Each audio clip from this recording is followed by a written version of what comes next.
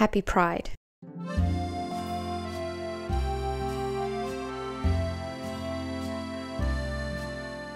Hi, Yen here. And when I started this channel, I knew I wanted to make a video about Glee. It was only a matter of finding the right topic. So I started my Glee rewatch inspired by Mike's unhinged recap of Glee Part 1. I started my Glee rewatch about for the sixth time maybe.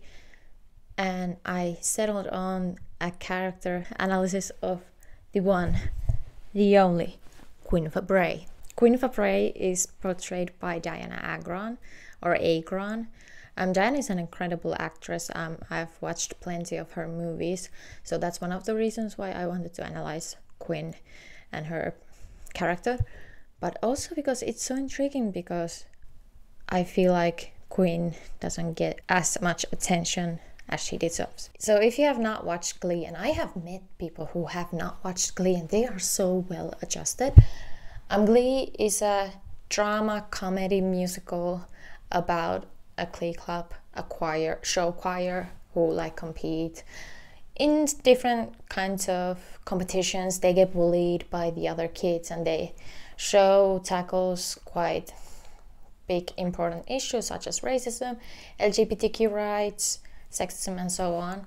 It aired from 2009 to 2015. It has 6 seasons, about 40-minute episodes, 22 episodes a season except for the last one, which had 13. Yeah, I personally watched Glee when it started to air in Finland starting in 2010.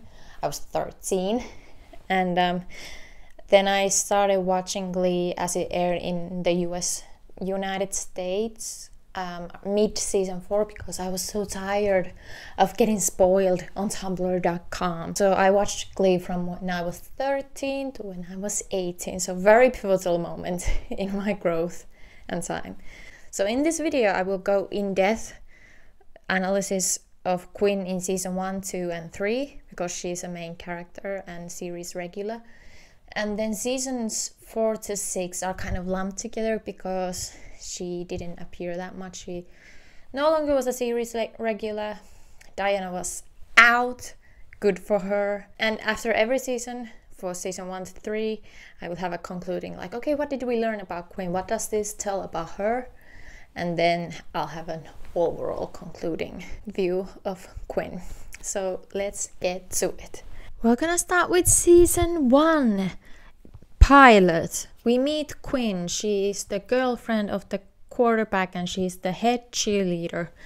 Popularity, reputation is all that matters to her. She's a big Christian too. You can see her cross right there. That's basically her. She's a cheerleader, dating the popular guy. Popularity is everything to her. Then we meet Rachel, who has a crush on Quinn's quarterback boyfriend, Finn Hudson. And to keep an eye on Rachel, Quinn joins the Glee Club with a beautiful rendition of I Say a Little Prayer with Santana Lopez and Britney Spears, the Unholy Trinity. And they get to join, and obviously Sue Sylvester, the cheerleading coach, is livid about it, like her head cheerleaders are in some nerdy Glee Club now. So then they make a deal that the Unholy Trinity would spy for Sue. So that's the premise of how we meet Quinn. Now, the plot thickens when we find out that Quinn is pregnant. She's 16 and she's pregnant. And that's her main plot for the season 1, really. Quinn makes an elaborate story about how Finn is the father because they were in a hot tub and things got really a bit hot and heavy. And apparently through that she can get pregnant. But really, as we find out later in the season, the father is Puck, a kind of a bad boy, Finn's best friend. So at first, Finn and Quinn try to keep it a secret to maintain their popularity, maintain the scenes, so to say. But quite soon, everybody else finds out as well.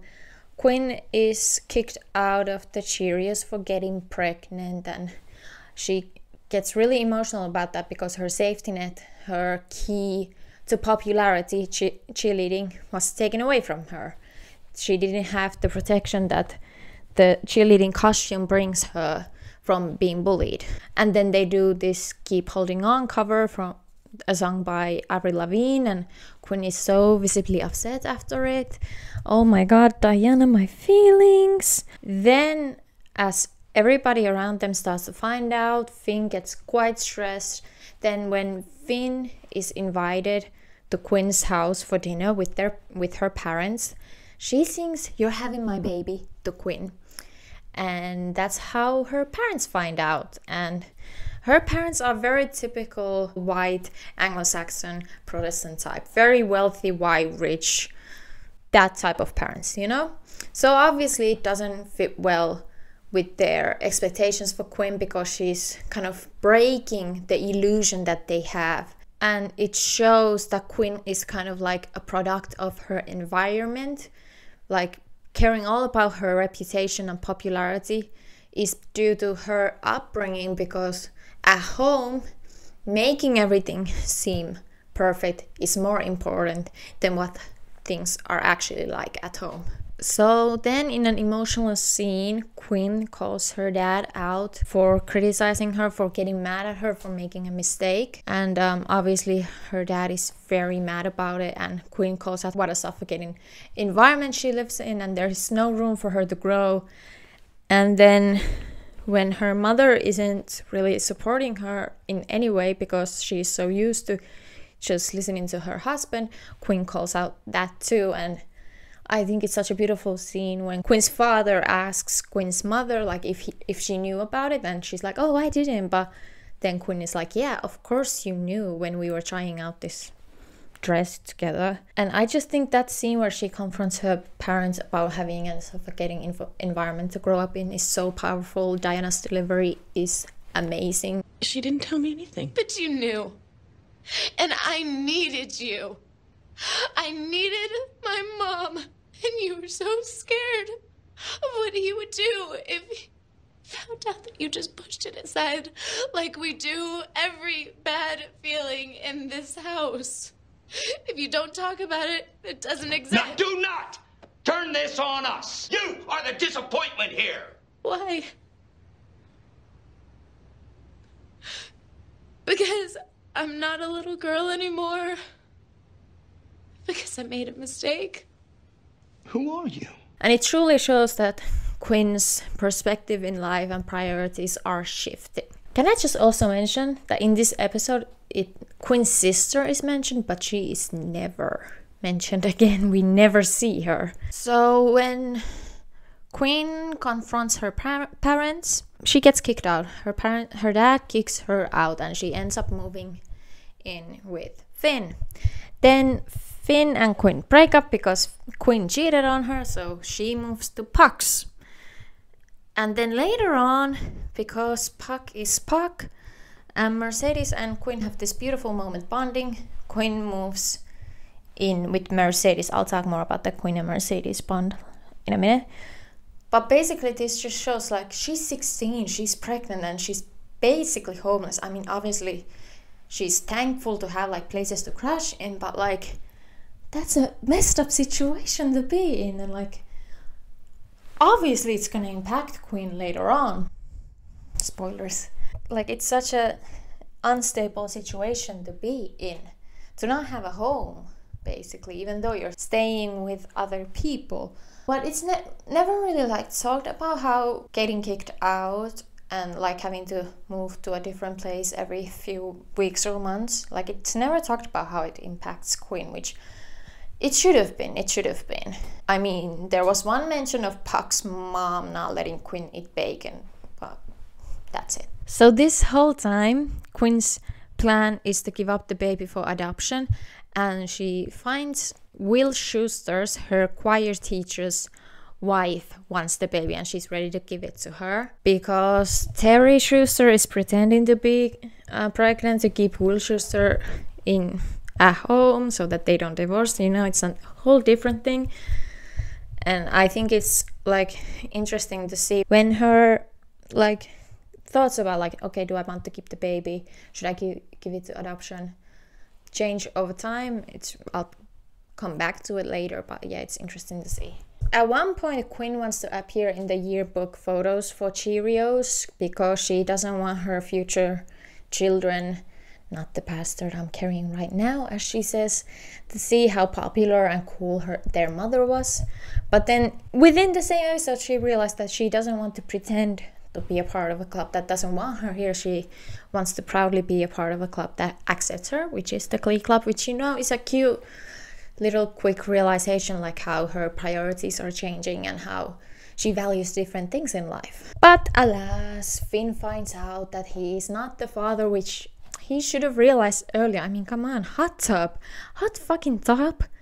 You don't get pregnant through a fucking hot tub. So Puck is the father. Everyone knows if Finn beats him up badly, which it was Rachel who actually told Finn about it. You know, the girl that had a crush on Finn.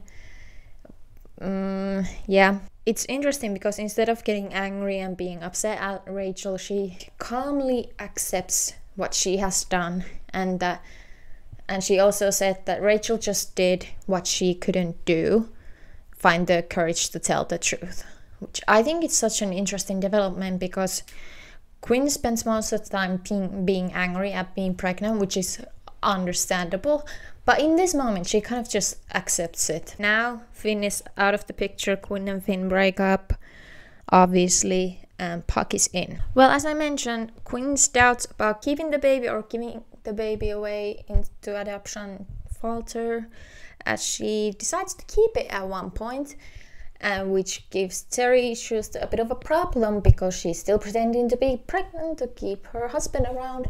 So they decide to make Quinn babysit Terry's nieces and nephews to kind of show what baby daily life is, I suppose. And Quinn asks Puck to babysit with her. This was actually before Quinn and Finn break up.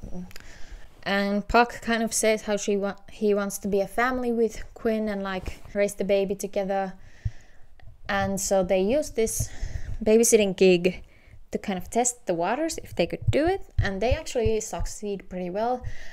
Quinn sings Papa Don't Preach to the children they are babysitting, which is so good. Madonna is shaking, it's so beautiful. While the babysitting gig is a success, Quinn finds out that Puck was sending sexy texts while they were babysitting instead of paying attention to the kids.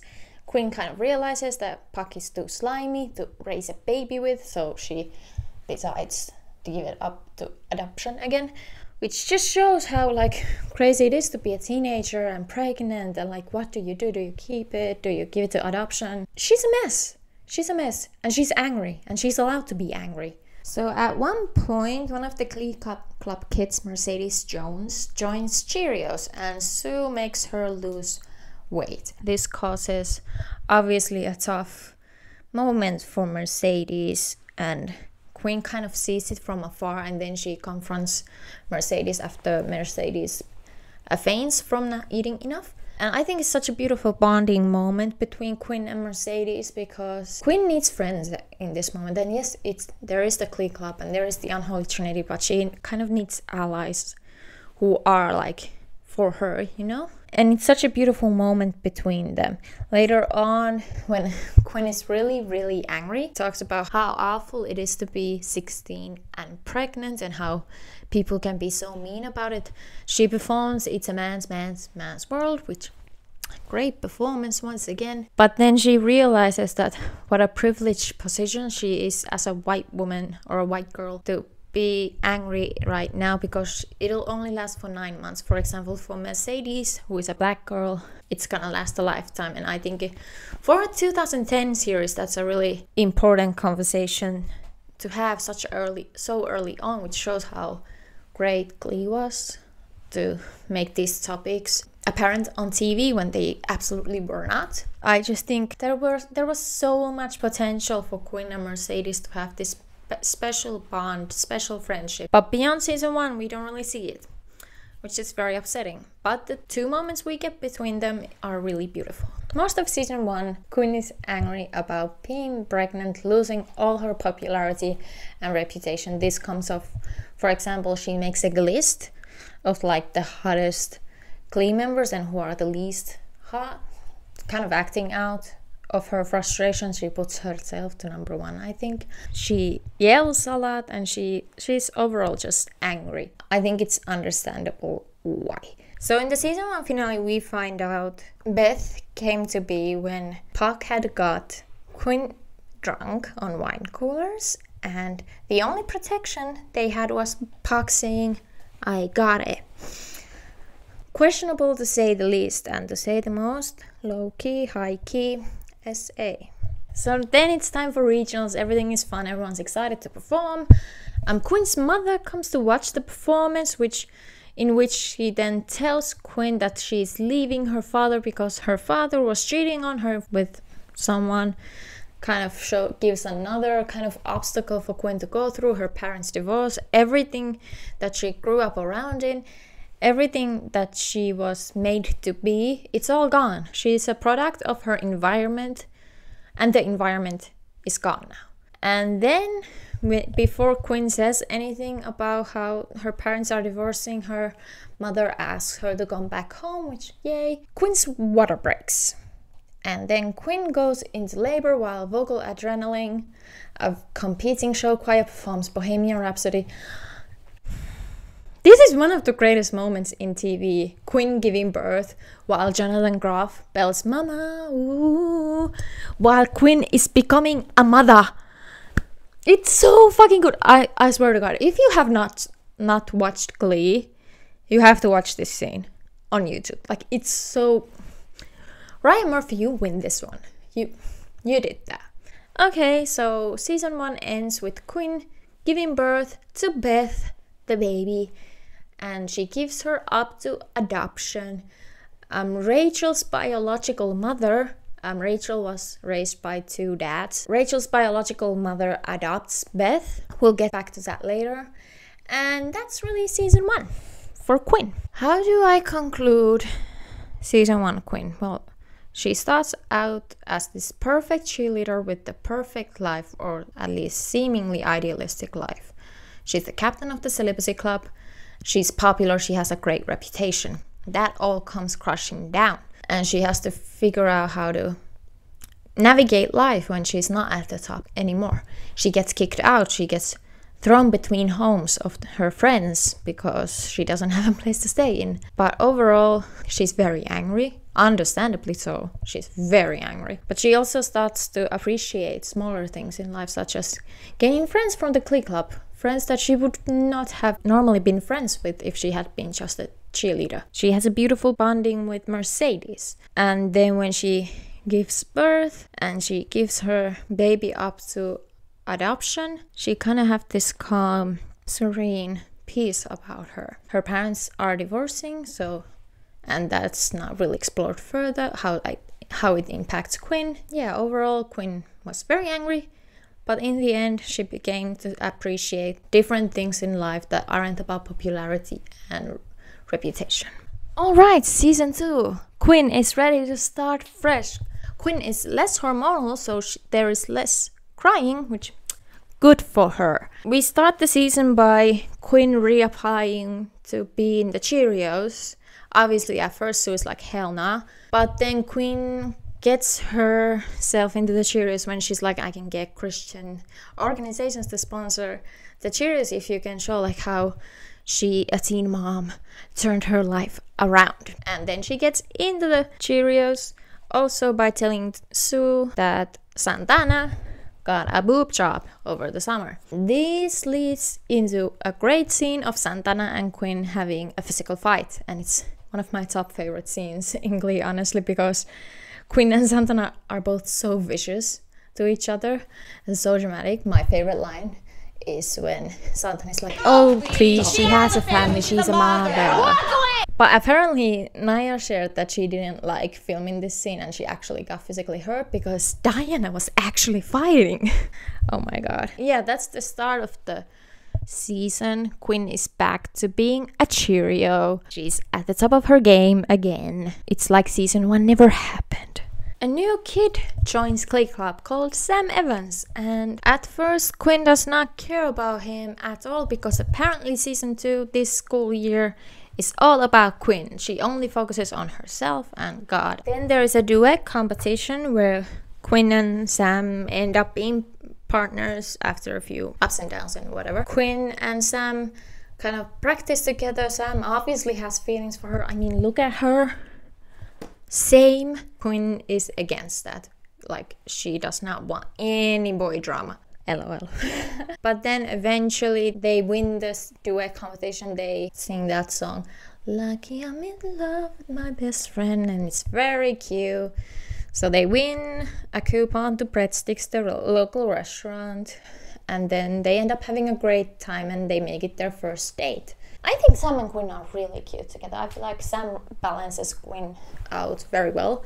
They are a really cute couple. There is a plotline where because of Quinn's past pregnancy, she is not as like ready to be sexually active or whatever, and Sam is a bit frustrated about that, but it's all cleared up. It's not like a major plot thing. So there is a episode where the Unholy Trinity have to choose between Cheerios or Glee Club, because there are two events where they would need to be cheerleading or performing with the Glee Club. And this is kind of like okay, do I choose popularity or do I choose friends, real friends? And obviously at first they choose to be with the Cheerios because they want to maintain their popularity, especially Quinn after the year she had. But then eventually Finn kind of gets them around and they leave the Cheerios.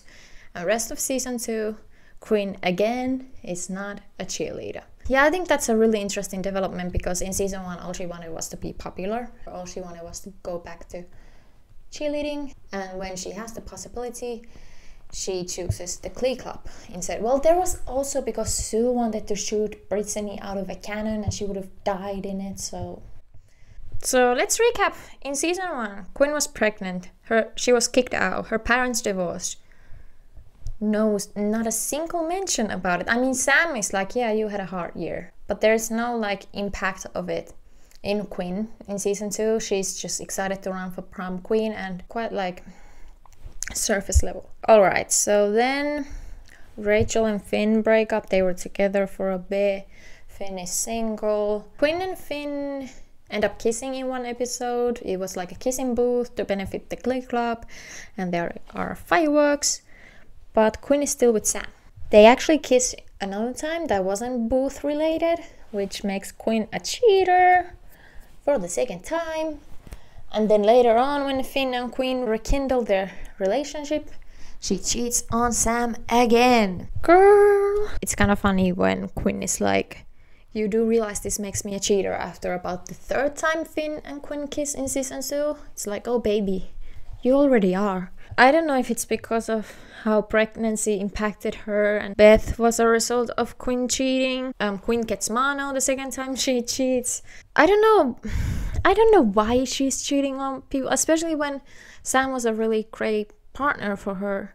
But then Finn is the quarterback. They have a history together. She's not the most stable person in relationships, if you know what I mean. So Quinn and Finn get back together, and Rachel is not dealing with it well because she still has feelings for Finn. And Quinn is not happy about that, so Quinn tries to pretend to be friends with Rachel to get close to her so she can destroy her. It's clear that Quinn kind of wants to maintain the perfect reputation that she had in the beginning of season 1. She wants to recreate that, and with the help of Finn she can. There is an episode where Finn accidentally hits Rachel in the nose while dancing. Rachel's nose gets broken in it, and Rachel then considers having a nose job, or her doctor encourages it because she has a typical Jewish nose. And then she asks Quinn's nose as a model for Rachel's nose to make her nose less Hebrewic and more Fabraic. This is a bit of an issue, because Dianna Agron, Quinn's actress, is also Jewish. Leah Michelle, Rachel Berry's actress, her father is ethnically Jewish, just as is Diana's father. And Diana was raised Jewish while Leah was raised Catholic. Don't ask me why I know this. So basically in this episode, they're basically saying that there is only one way to look Jewish. Now Diana playing a Christian character, now that's not a problem, but the problem is that they're basically saying that Diana doesn't look Jewish, because Jewish people look a certain way. Do you get what I mean? I don't know, it's a bit of a problematic thing if you think about it too hard. But basically, Quinn offers her nose to be modeled after Rachel's, and people are kind of wondering, like, why would you do that? Why would you, instead of telling Rachel that she is beautiful as she is, why would you do this to her? And she's basically just saying, I'm being a supportive friend, which I think is very interesting, because is she being supportive? Like, basically she is being supportive of Rachel's decision, or is she telling Rachel that she needs to change her appearance? In the same episode, we kind of get the only deeper, more meaningful Quinn plotline. Lauren Zaisis, a minor character who doesn't really have impact, digs in the background of Quinn because they are competing for the prom queen, and she finds out that Quinn looked a lot different before she came to McKinley. And then Quinn admits that she had a nose job, she forcibly lost weight and changed her whole appearance to feel better about herself, and that she did it because she was getting bullied, and her first name is actually Lucy, and they gave her a nasty nickname, Lucy Cabusi or whatever. And this is kind of the only deeper plotline we get from Quinn in season 2. I feel like it's a bit forced. I don't know, because it's only regarded in one episode, and it's only brought up for the one episode. Surely you would see like more from like Quinn feeling like an imposter because she changed her appearance to look and be more popular. And then why would she be so mean and tell Rachel that she needs to change her appearance even though she got bullied for her appearance? It's a bit of a weird plot line, but nevertheless, she claims it and becomes confident about her past, whatever. Not really, in my opinion, that meaningful of a plotline for Quinn. Oh, I forgot to mention, Quinn and Sam get to sing at the sectionals, and they sound very pretty, very cute. Quinn is seen to visit Sam in a motel. Finn is not happy about it and accuses Quinn of cheating Sam, and he's basically like, well, we got off because you cheated on Sam, so of course you're cheating on me. But it's not because of that. It's because Sam is homeless and Quinn was helping him out with like babysitting his siblings and so on, which I guess is very telling of Finn and Quinn's relationship, that the minute Quinn sees her friend slash ex-boyfriend, Finn assumes that something bad is happening. Like, why were they together? Like, we never saw them like talking about things or like bonding, or like we only saw them like making out and talking about prom. I guess, you know, having an unstable home that was pretending to be perfect kind of impacts how Quinn views relationships. But yeah, Finn and Quinn being together kind of didn't make sense to me. I thought Quinn and Sam were much cuter together, but alas. Glee Club is heading to regionals. I'm not sure if I'm being chronological here, but Rachel suggests making their own songs, and at first she's shut down, but then Quinn supports her because keep your friends close and enemies closer. So they try to like write a song together, but in fact Quinn is just annoyed by Rachel, and at one point Quinn completely explodes at Rachel about how Rachel has these schoolgirl fantasies about Finn and how they're not realistic, and how Quinn and Finn will end up being together. She will become a successful realtor and Finn will take over Bert Hummel's car business, car shop, I suppose. And I just think it's interesting how in season 2 Quinn kind of has planned out her future, and it's surrounded in Quinn and Finn's relationship and them staying in Ohio. It's kind of interesting because in later seasons we kind of see that not happening. I'll talk about it later. And yeah, she kind of has planned out this perfect life for her when it's far from perfect, you know? Prom. Quinn loses prom queen voting because police chose Kurt because he's gay. Finn is upset that Rachel came to prom with Jesse St. James, the Bohemian Rhapsody singer from Vocal Adrenaline, their mortal enemy. And Finn fights Jesse, and Quinn is embarrassed because basically her boyfriend is fighting somebody else's boyfriend over the girl that he is not with. Of course, she is furious and angry and embarrassed when Rachel and Quinn talk it out in the bathroom and how embarrassed she is. Quinn slaps Rachel. My girl has anger issues. She needs therapy, even more so later. And then Rachel kind of calms Quinn down, and that's resolved. And Quinn, by the way, looks stunning in her prom dress. I actually kind of copied her. My prom dress wasn't exactly the same color as Quinn's, but it was inspired by hers. That's how much of a Glee fan I was. Right before Nationals, Quinn and Finn break up because Finn has feelings for Rachel. We've been there. At first, obviously, Quinn is angry to not get Finn or whatever. And then they go to New York together. Quinn actually says to Finn that she has big plans in New York. But there are nothing happens for Quinn in New York, which is so okay, what happened? Quinn is acting out a little bit. Before the Nationals, she tells Santana and Brittany that she wants to tell Schuster that Rachel and Kurt are constantly sneaking out and whatever.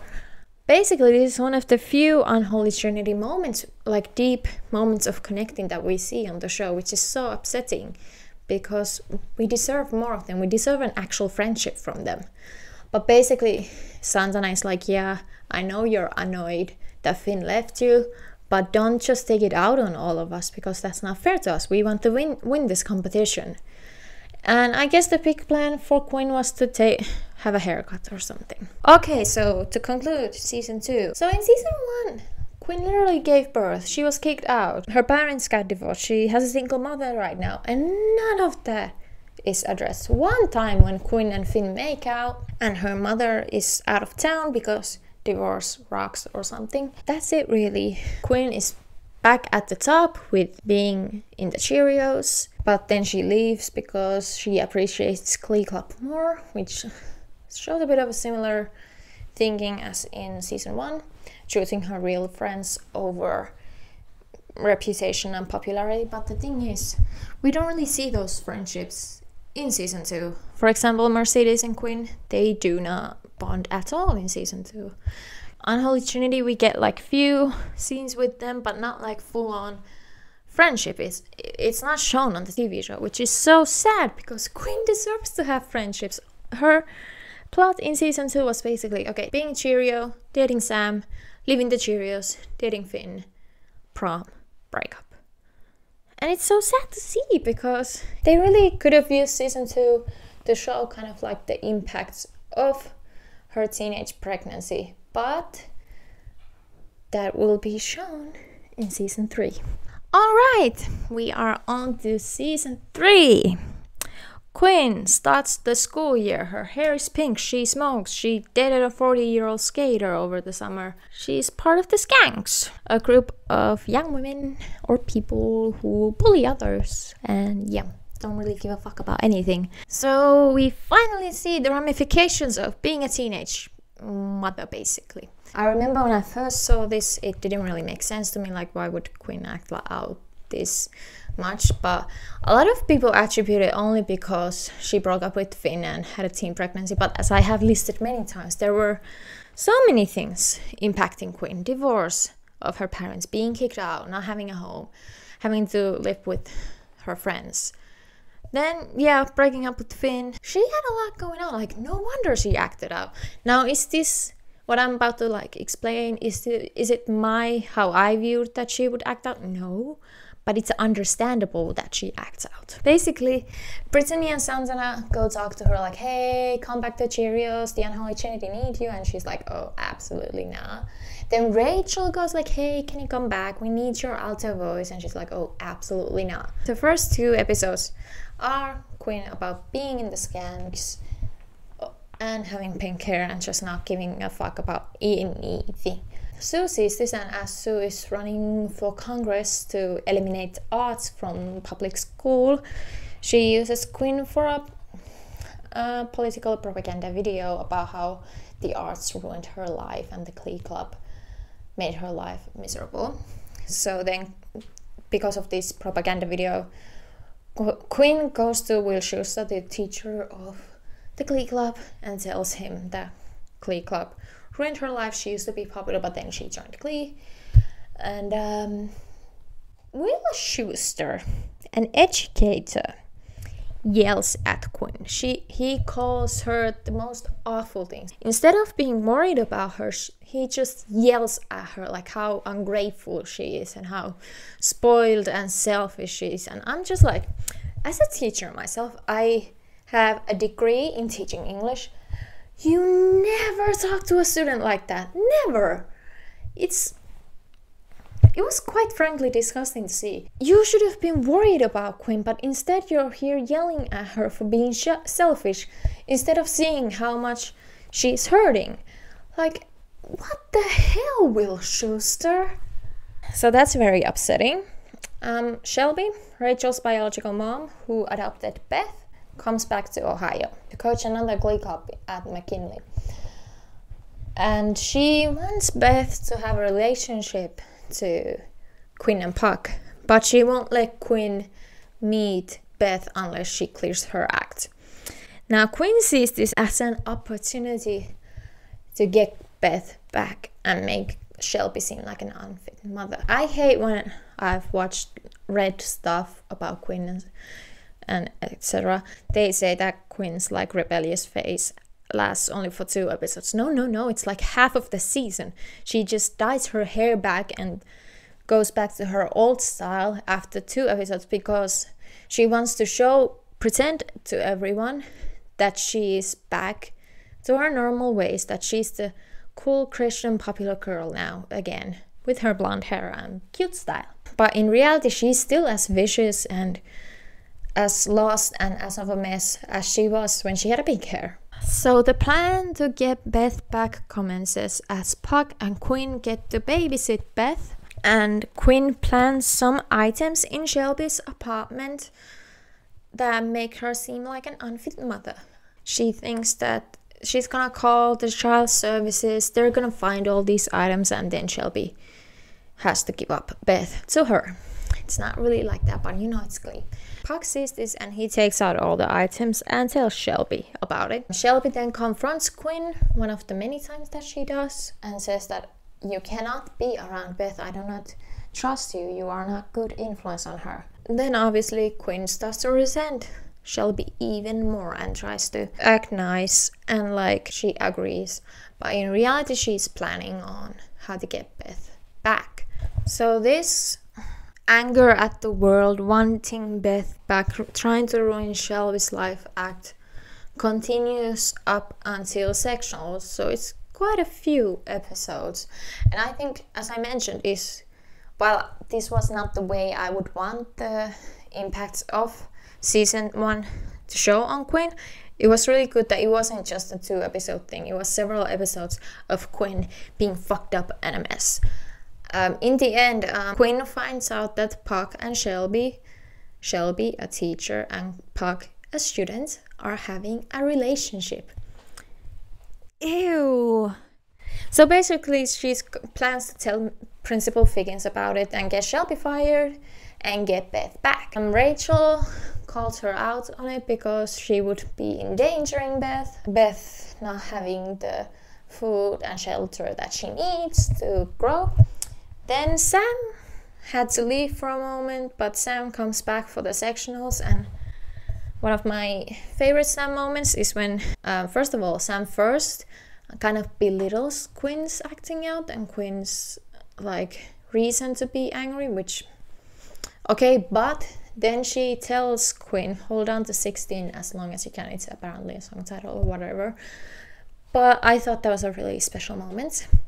So basically, sectionals come, Quinn starts the Janet Jackson's Controls intro, which is iconic. She confronts Shelby for the last time, and Shelby is like, you have to hold on to your youth, you have a beautiful future, you are going to so many places, don't let this ruin you, or what, you know, that kind of talk. And Quinn at first is like hitting back at her and like, I'm gonna tell you Figgins about it, about the relationship, I'm gonna ruin your life. And Shelby's like, okay, you do that, but like, reminder, you're only 17, don't do things that you will regret for the rest of your life because your youth will go away. So eventually after this, she decides not to tell Figgins about Shelby and Puck, but Shelby leaves anyways because Troubled Tones lose to New Directions, the main Glee club. And then Quinn kind of realizes that,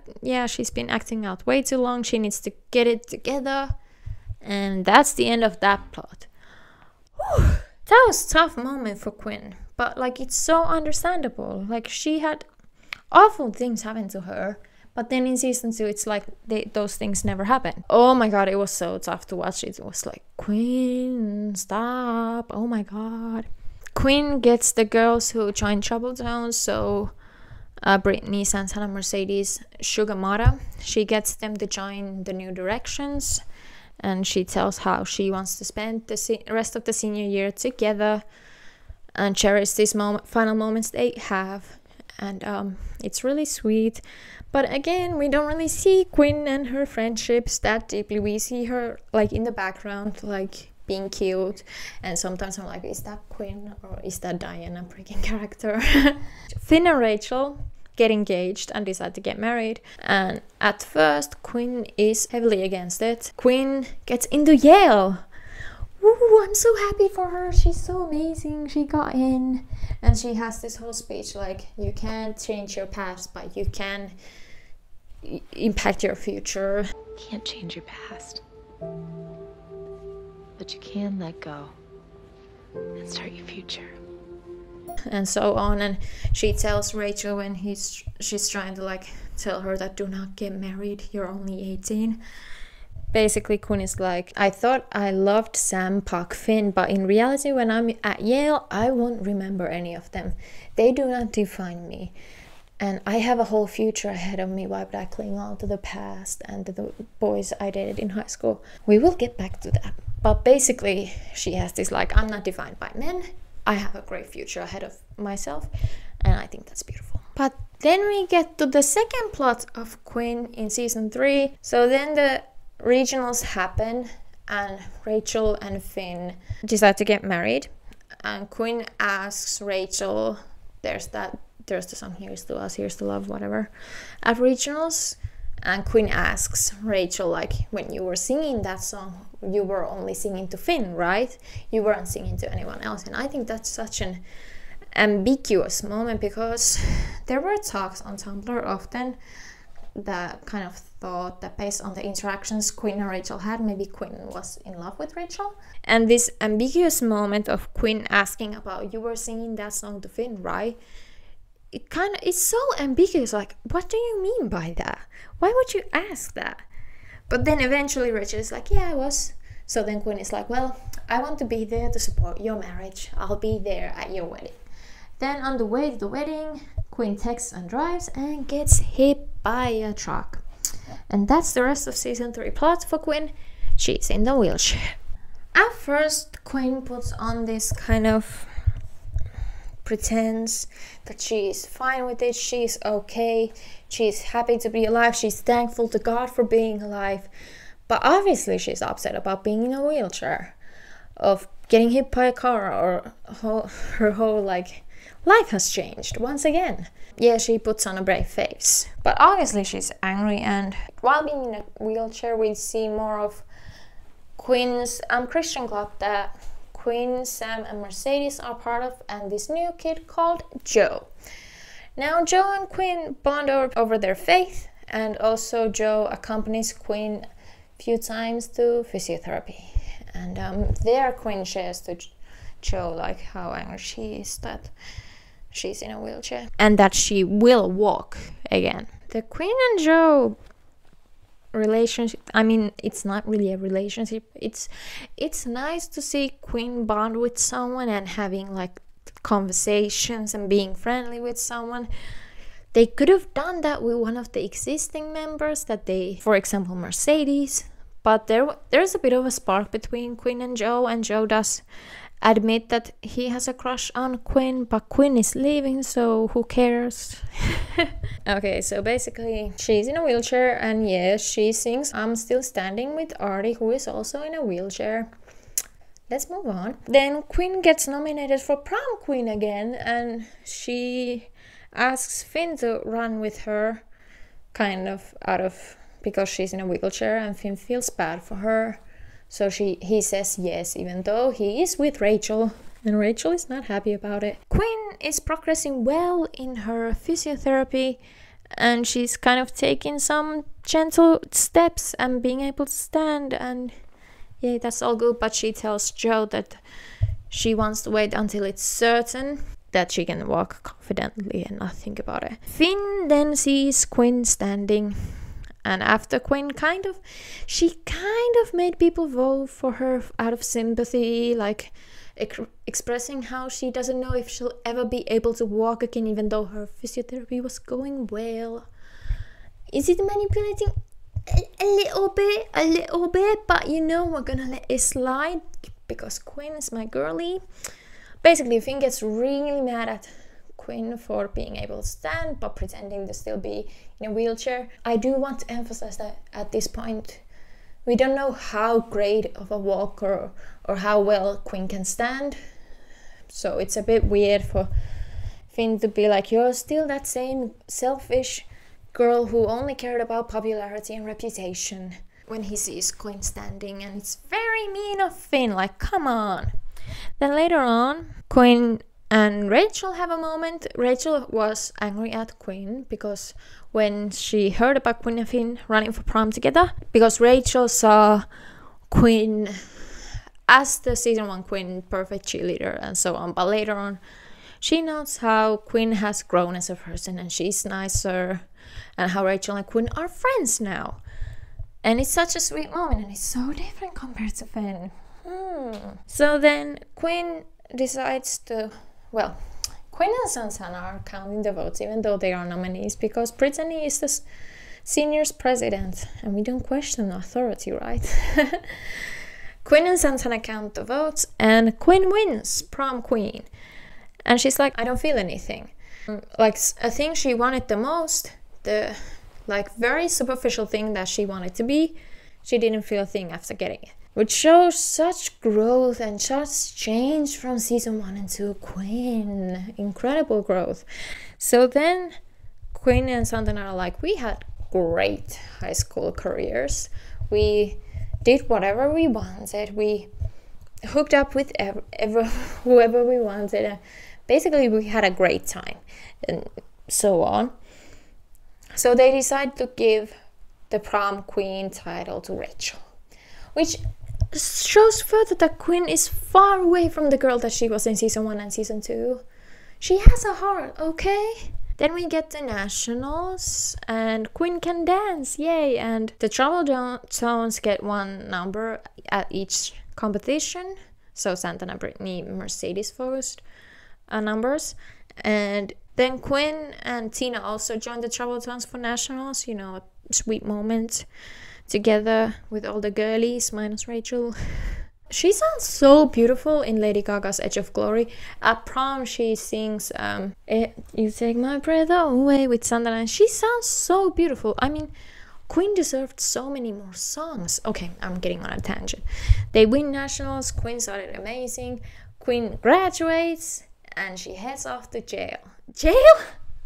Quinn graduates and heads off to Yale. Season 3. How do we conclude Quinn?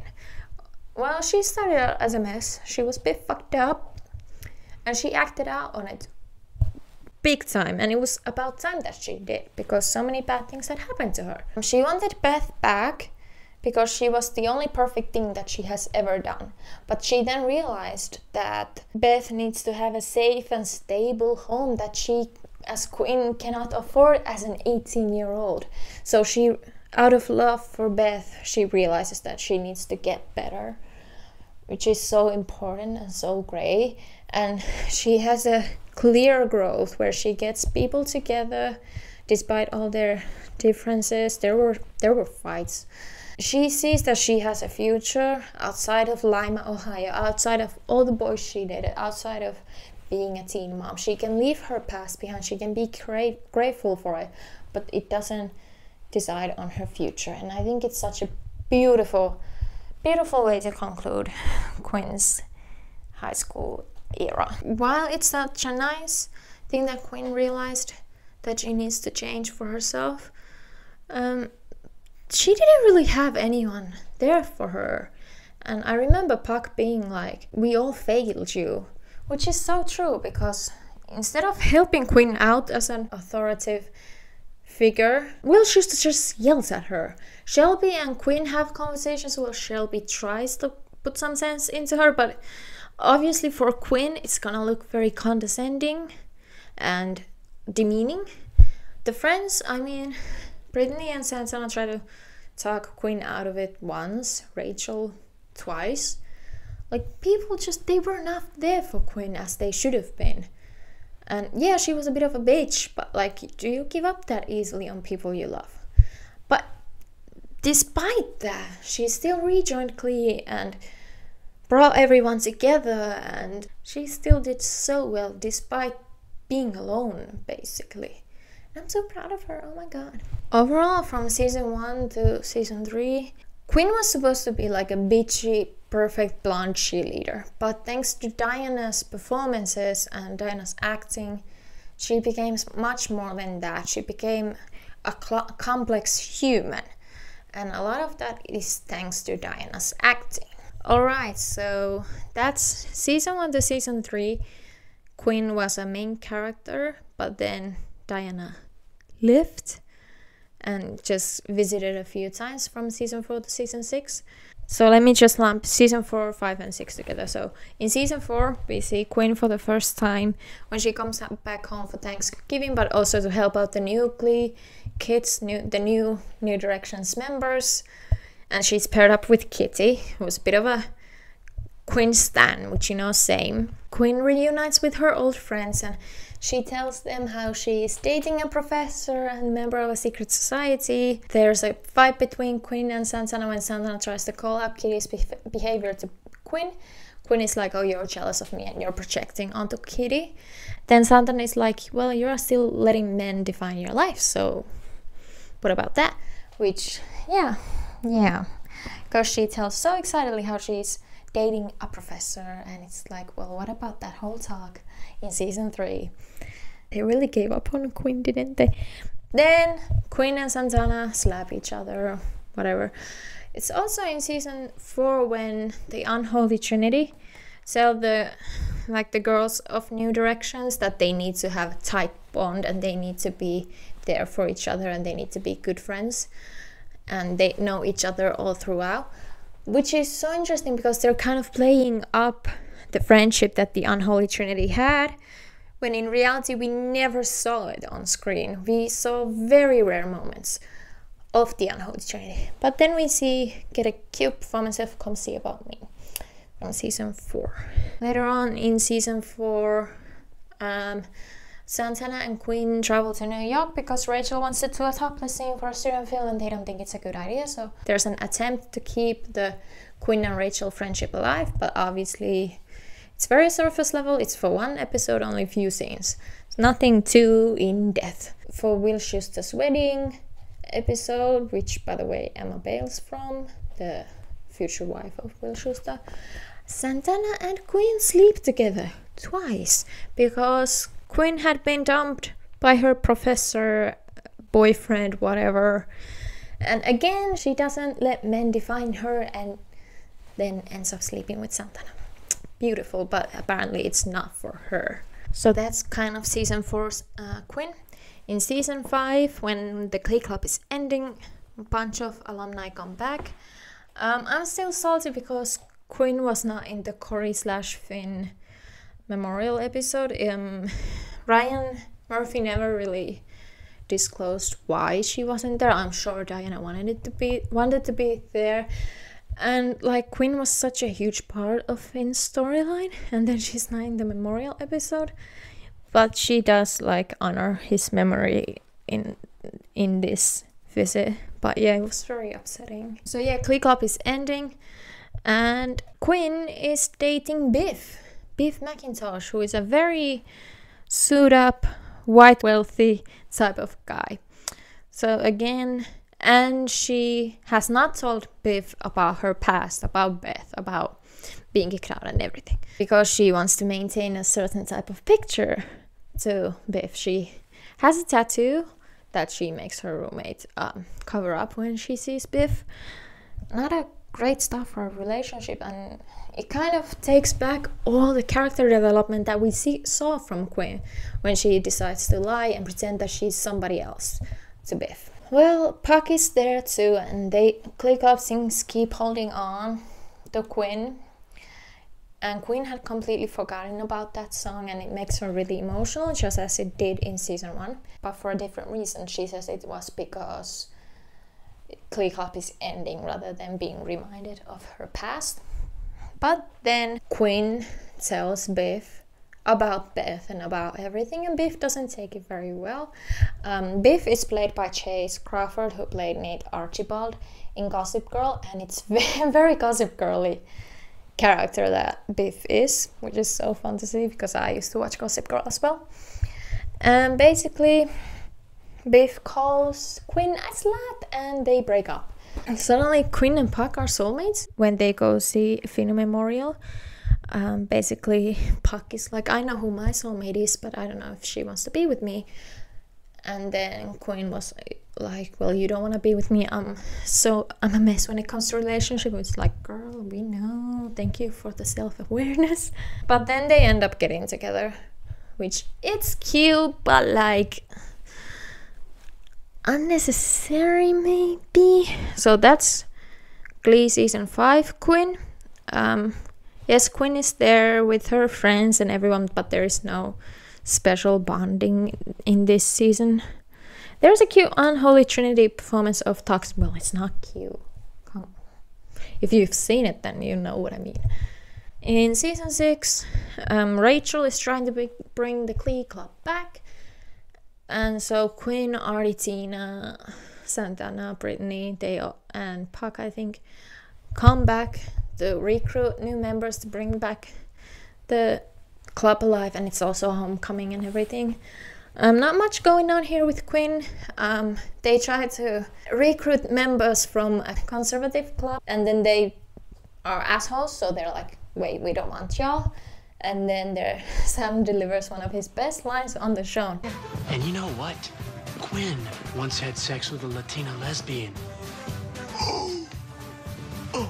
Learn that in Glee Club. Order.